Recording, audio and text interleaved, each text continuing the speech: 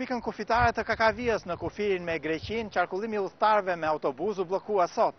Kjo për shkak të një greve të shoferëve grek të autobusëve të cilët kundërshtojnë udhëtimin e shoqërive shqiptare të transportit. Pika kufitare e Kakavijës është mësuar me radhë të gjata të autoveturave, por kësaj radhe ato janë zvendësuar me radhë të autobusëve. Në një rast të pandeshur më parë, një greve agjensive greke të udhëtarëve KTEL ka bllokuar në kufi qindra emigrantë shqiptar, që të gjithë udhëtarë me autobus të shoqërive shqiptare dhe greke të transporteve. Shoqëria greke flet për konkurrencë të pandeshme nga agjencitë greke dhe shqiptare që realizojnë transportin ndërkombëtar urban, ndërkohë që një vendim i gjykatës në Athinë ka dhënë të drejtë kompanive shqiptare dhe greke të vijojnë normalisht aktivitetin e tyre. Eriona përpiqet ta qetësojë fëmijën e saj ulur në një bordur betoni duke pritur që autobusi që ka kryer të gjitha formalitetet kufitare në anën shqiptare të udhtojë për në anën greke. Prej mëngjesit të ditës sotme radha autobusëve në kufi ka ardhur duke u rritur dhe durimi i shumë prej udhëtarëve ka humbur.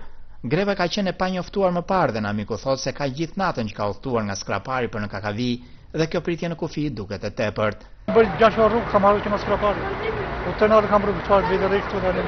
Ku ta? Kur të hapet? As zgjedhje. Jo ku do shkosh? Në Athinë. Autoritetet shqiptare kanë zhvilluar një takim me palën greke dhe kanë mësuar se shoferët e autobusëve të shoqërisë greke të transporteve të Janinës kanë bllokuar ndarjen rrugore të autobusëve në anën greke të Kakavijës. Ne bërëm takime me palën greke tani, edhe me përfaqësuesit e doganës, edhe me ata të policisë. Policia e Janinës ka marrë gjitha masat duke thirrur shumë forca policie për të zhbllokuar rrugën.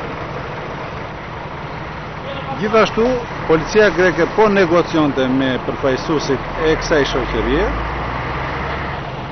për të liruar rrugën dhe po arrihet drejt lirimit të rrugës. Në anën greke nuk ka tensione, por forcat e shumta policore kanë mbritur në kufi për të shmangur një incident të mundshëm, si dhe 10 autobus të shoqërisë greke të transporteve. Vetëm pas orës 13 të mesditës në anën greke qarkullimi ka nisur të lëvizë dhe shoferët grek kanë pranuar të hapin rrugët për autobusët e parë. Dje një urdhër në doganën greke ka bllokuar disa agjenci udhëtimesh që realizojnë transportin e emigrantëve në të dy vendet, por sot gjithçka është zhbllokuar pas një vendimi të gjykatës greke.